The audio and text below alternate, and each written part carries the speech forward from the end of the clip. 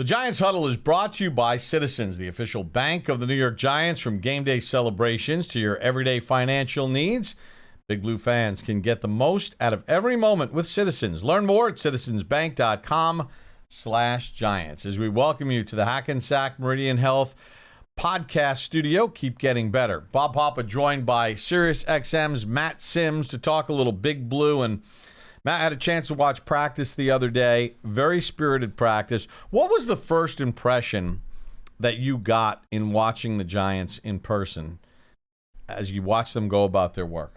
I think the excitement of the quarterback room, the addition of Russell Wilson, the fact that the offense, the team, seems to be responding extremely well to him and his presence, and just the way that he carries himself. He carries himself as a veteran quarterback and a quarterback that's won a Super Bowl. So I think those things are very important, and ultimately they lead to a little bit more. That stuff kind of spreads a little bit more out to the rest of the football team when you have confidence in the position. Jameis Winston obviously brings veteran experience. He was a former number 1 overall pick in the National Football League. He's been there, done that. It's a very unique room, isn't it? It is. It is. I mean, they got it all, man. It's kind of like me and you, doing this together. We're not exactly the same cat, but we got different ways to do it, and we have fun doing it. The same thing for that quarterback room. I think that's what's really fun for Daboll, is that he's got 4 guys that are more than capable of doing it. And the biggest thing for him and Kafka is really just finding what that right recipe is for each one if they do have the opportunity to be the guy. Jaxson Dart continues to get better and better, and he made a play in practice on Monday that had us both like, wow. Yeah, this is what we expected, right? Is these wow type of football plays, and he was dropping back, looked to his left, wasn't there, escaped out of the pocket, was being chased, running full speed, right? Full speed to his right, and he saw someone open coming across the middle. I actually should have taken a note of who the completion was to, but I was so impressed by the actual throw. But full speed run, turned, contorted his upper body, and absolutely ripped a laser beam across the middle of the field. Threw it so damn hard he fell over. So just the athleticism and the ability to make those type of dynamic throws, I think, are extremely important for the position, especially modern football. And Jaxson Dart did a beautifully yesterday. So a really small example of what we expect to see from him going forward. And then let's talk a little bit about Tommy DeVito, because he's the local kid. He's the guy that's familiar with this offense, having been in it now in year number 3. Yeah. But, when you're the 4th quarterback, the reps are very limited. But it seems like anytime he gets a rep, he wins his rep. It might only be 2 throws at the end of a period, but his batting average has been off the hooks so far this preseason. Yeah, his batting, he's Hall of Fame batting average right now. But you're right, he had a few plays yesterday, and what I love is as soon as he steps in to the huddle behind the line of scrimmage, there's a presence there of a guy who is very comfortable, right? And the most comfortable quarterback in this QB room, right? The most experience with the head coach, with the offensive coordinator. So when he is playing, you can definitely see that confidence that he has at the position. And it's not like this parlor trick anymore. This dude's got it. He's an NFL backup. He can do it, and it's really impressive. And for me, being a homer and all that, I don't have to say it in a sense of like, oh, it's a game or it's like this party favor, right? No, this guy's an NFL quarterback. He is a high-level football player and made tremendous decisions yesterday, but also delivered the football with a lot of accuracy and a lot of power. And, man, he looks really sharp right now early in camp. Right, and we'll see how this whole competition shakes out. But the Giants know full well that you ain't sneaking him on the practice squad anymore. No. That story, that narrative is over with. They were doing something yesterday, and I think this is, the media will chart throws and who's hit this and who's thrown this many touchdowns and right. who's thrown interceptions, and it's common for all 32 teams. People are shooting videos during the practices. Right. But something happened yesterday that I kind of never really noticed. But you and I were standing in the end zone, and it was during one of those periods where offense does not work against defense. And they were working on cadence, snap count. Share with the audience what this is all about, because it seems so basic. But you hear with some teams are having some issues with new quarterbacks and snap count. that it's something that I think all of us that watch football, cover football, don't realize the amount of work that goes into it and why it's so important. It is extremely important. It's something that I think that in modern football, sometimes we tend to overlook, especially in college football nowadays, where everything is on the clap, look at the sideline, and go back. In the NFL, though, that is not the case. In the NFL, this is a vital tool to the success of your offense, to the rhythm of your offense, to the power that your quarterback has in controlling in game, the tempo of the game, managing the football game, the big picture. And when we saw that exercise, Russell Wilson was the starting quarterback on the field. He was going through his mechanics at the line of scrimmage. We saw the other three quarterbacks essentially miming Russell Wilson's body language, the tone in which he was saying, the cadence.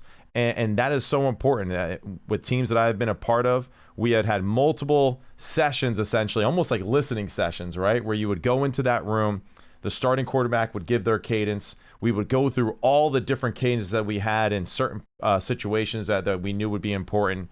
And the other quarterbacks had to essentially copy and paste what they heard and do their best to copy the rhythm, the tone, and the pace as much as possible of that starting quarterback. So for whatever reason, if someone rolls an ankle or this or that, you can go in and immediately go through the procedure without any hiccups or repercussions to the rest of the team. Huddle up, get in here. If you're lined up here, you gotta go over the middle with it to score. Right. How do we make that happen? I don't know, but Citizens does. Make sense of your money with Citizens, official bank of Eli Manning. And that has to be a very unique challenge for, like, let's just say Jaxson Dart. Jaxson Dart has been the man at Ole Miss for the last 3 years. Right. He has his cadence. Yes. He has his own rhythm. Jameis Winston has been a starting quarterback in this league. You know, now he's been an off-the-bench starting quarterback, but for his first bulk of his career in Tampa, he was the guy. Right. He was the starting quarterback.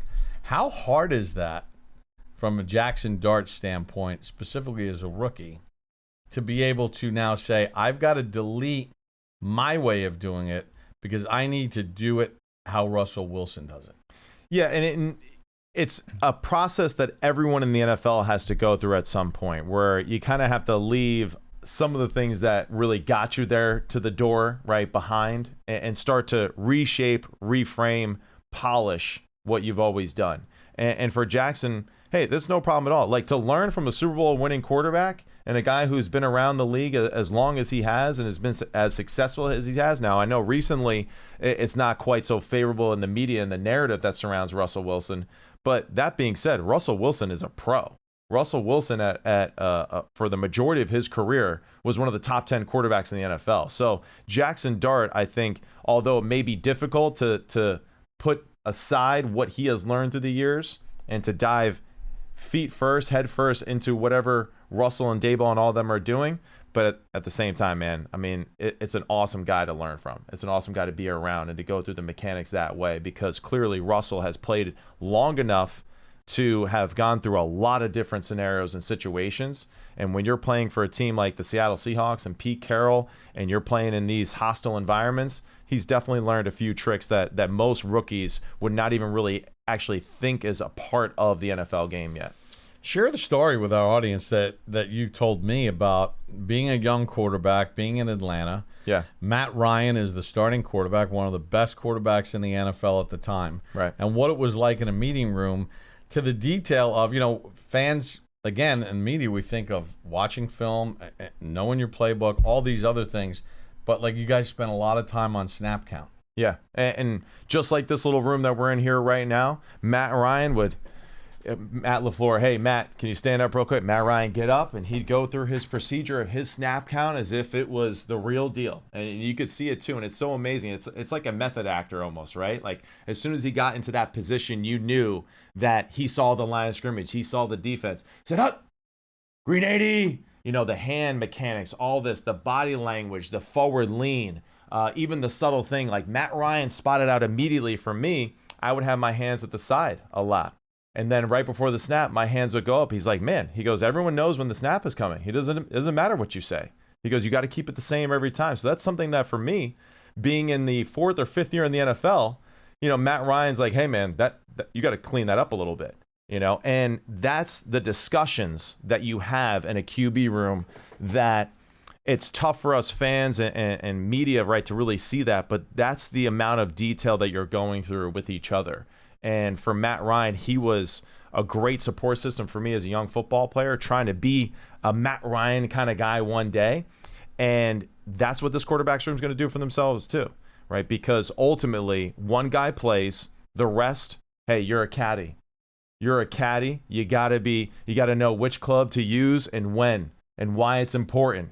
But the only difference is that you got to be able to be the guy hitting the ball too. So you got to go from being a caddy to then being Tiger Woods and getting it on the green in one shot, when it called upon. So Matt Ryan did a great job of that with me. Matt Shaw was another great resource for me. Jaxson Dart has Jameis Winston and Russell Wilson. I mean, that is awesome. Now, hey, 2 different football players, but still to hear the opinions of 2 different players and how they go about the game, it's more experience and evidence and information that Jaxson can use at his disposal if it makes sense to him, or just say, hey, that's a good way. I'm glad that it worked for you. It's a good way to think about it. It's not quite my style or my fit, but nonetheless, having that information at your disposal is very important. You were so fired up that you got Paul Dottino fired up. I know. I mean, we should have yelled at Paul when he walked in. Does he not know the deal here? I mean, he just walks right in front of the camera. I mean, even Pearson's like, "What the hell are you doing, Paul?" He loves. This isn't a serious show, Paul. Yeah, that's right. He loves doing shows. Yeah. So let's talk a little bit about this offensive line. Yeah. Obviously, Andrew Thomas is on the PUP list right now. Right. So Hudson's getting a lot of reps at left tackle. They're rotating people in and out. We've talked about on this podcast a lot about Evan Neal and what we've seen out of him. Yeah. It certainly looks like, at least on paper, well, not just on paper, but from what we've seen in practices, that there's a lot more competition going on this offensive line. Yeah, which is good. It's healthy for everybody. It's healthy for all the skill players too, because every year it's that old school saying, we go where you go. And we're always talking about who? The O-line and the D-line. They are who set the tone for every football team across the NFL. That's why we're always talking about the same group of 8 to 10 teams every year, because they got talent in the defense and offensive line, and they can be physical and they can push bodies around. And for Evan Neal, John Michael Smith, he's a little bit of an undersized center. He's definitely put on some weight and some strength here this offseason, so that's important. But now having a guy like Evan Neal who is getting reps at guard, right? It gives your team a little bit of a flexibility with whoever that 6th or 7th man is at the line of scrimmage, to know that we can move some pieces around. We can kind of make it work, because, again, injury always plays a factor, right? With every team and their offensive lines, the amount of times these guys get rolled up in passing situations and run games, all that. So having Evan Neal with that size and that ability to anchor in passing situations like a tackle, but to still put all of that size and lean in a run game is very important. And that's why I think even Scadaboo, his health, is an important thing, because getting some of those tough, dirty yards in critical situations where everybody in the damn stadium knows that it's a run, right? You still got to get those things done. Receiver position, Gunnar Olszewski had an incredible end of practice yesterday, made some acrobatic catches. Montrell Washington asserted himself. Jalen Hyatt had a really good practice.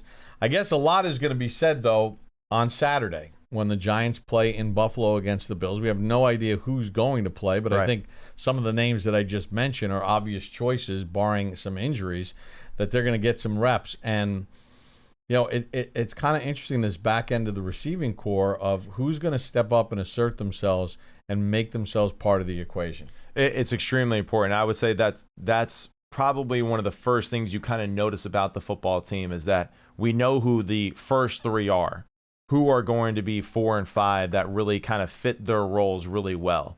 And of course, every defense is going to be focused on who? Malik Neighbors, rightfully so. He's the most explosive football player on the team. He's a guy that can take a slant and go and take it to the house, right? That's important. But we do, the offense needs to protect him in ways, formationally, shifts, motions, to give him opportunities to do stuff outside of the norm to make it difficult for defenses. But a lot of that pressure also, though, goes to the rest of the receiving room, too, to make sure that they can alleviate some of that pressure for Russell Wilson, for wherever the quarterback is, the running game, to making sure that they can really attack defenses with the skill group that they have. And Russell, we haven't seen it much in the past in his career of really having a bona fide tight end or highlighting the tight end.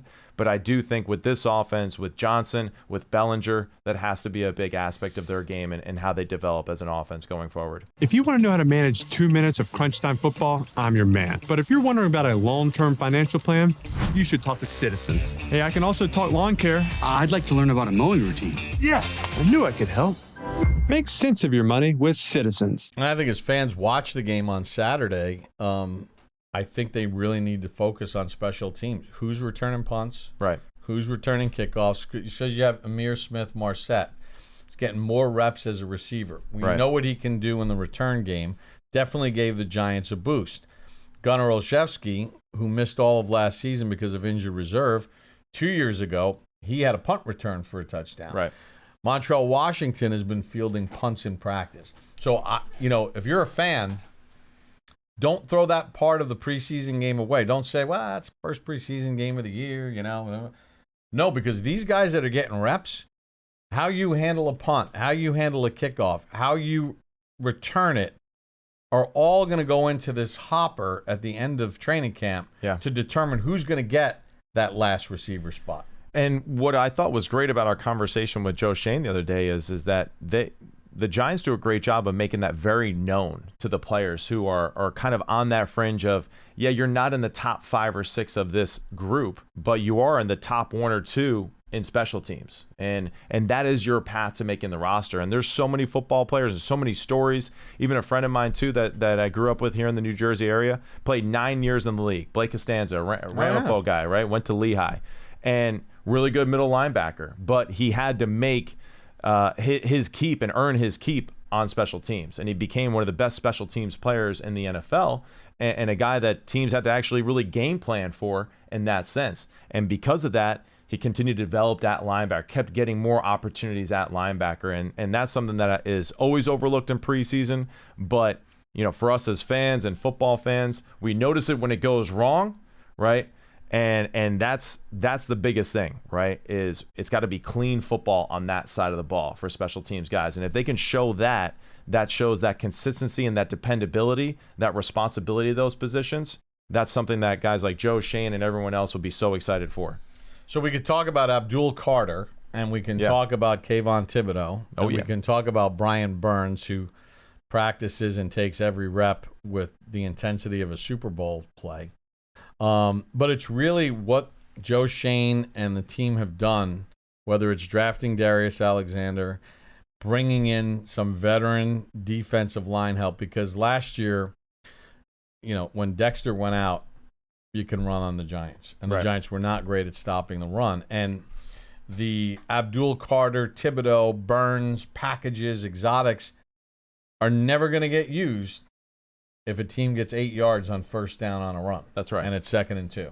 So what do you think about what they've done to sort of shake this out and improve this? And then we're going to find out in game action in the preseason what it really looks like. Yeah, ultimately it's about size and speed, right? And you got to stop the run, but also, too, just making sure that you can get after the passer in obvious passing situations. And you're right. I think Alexander's presence, the size that he has, right, to be able to clog up the middle of the offensive line is so important. Now, it's a lot to ask of a young rookie to come out here and be that guy right from the start. But if you can alleviate some of that pressure on Dexter from being out there probably more plays than he should be and leaving him for the plays that really are the game-changing ones in the obvious passing situations, that's going to be extremely key. The team that we don't really like a little bit further south, right, that wears green, that was their ability. They had a almost 10-deep type of rotation where it didn't matter. They can keep attacking offenses,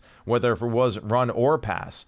And I've been a part of teams where we were targeting specifically a certain defensive lineman. And as soon as he came out of the game, hey, we're taking the shot. We're doing this run play. We're being aggressive here because we knew that would be a battle we wouldn't be able to win consistently with some of those play concepts. So having a guy like Alexander, the other depth with size and physicality, and then the freedom too of Bowen being able to move guys around in certain key situations, the veteran leadership now added in the back end too. I think they really did a good job of kind of buttoning up some of the loose ends that they had from a year ago. Just to wrap it up, you and I both like the Javon Holland, Paulson, and Debo acquisitions because these are guys with a lot of playing experience, but they're not old guys. Right. They're both going into year 5. And they're going to, the Giants had a pretty young secondary last year. But you got Drew Phillips, Tay Banks, Cordell Flott. But let's talk about the guy that you really love. Who's my guy? Newman. We got to start that. Like Newman from Simon. Newman. You've been Newman. What is it about him that really caught your eye last year and why you think he's going to make an even bigger jump this year? I just feel like he has a knack for always being around the football. And that's something where we could talk about it. We can go through all the drills. I could teach you everything that we know about how to do this, Bobby, but you're not going to be able to get it done. I'm sorry to let you know that, right? But Newman has that ability, right? And I think overall that's something that the defense, with the additions on the defensive line, with him as well, Holland, now Paulson and Debo, you're going to just see, I think, more aggressive hats flying to the football, right, for this New York Giants defense. And that's something that, we would see at spurts maybe at times, but, for Newman, just now another year in the league away from the draft process, right? That's something that Joe Shane and us talked about yesterday, right? Just the process of going through the draft and preparing for a 40 and all that. It's not football shape. And now guys like Banks and Newman and Trey Hawkins, right? And Neighbors, right? They've had an extra year to actually get into legitimate football shape. And I think that's cone drill. Yeah, exactly. We're not doing 3-cone. We're not doing 5-10-5. Stay as low as you can and all that BS, right? It's about being a dynamic football player, an explosive football player. And I think that's why all of those guys that we mentioned look that much sharper and look like veterans on the field this year. Matt, we appreciate your thoughts here on The Huddle. And if you're new to the Huddle Podcast, make sure you subscribe to it. Huddle Podcast is brought to you by Citizens, the official bank of the New York Giants. From game day celebrations to your every financial need, Big Blue fans can get the most out of every moment with Citizens. Learn more at citizensbank.com/Giants. So for Matt Sims, Bob Papa from the Hackensack Meridian Health Podcast Studio, keep getting better.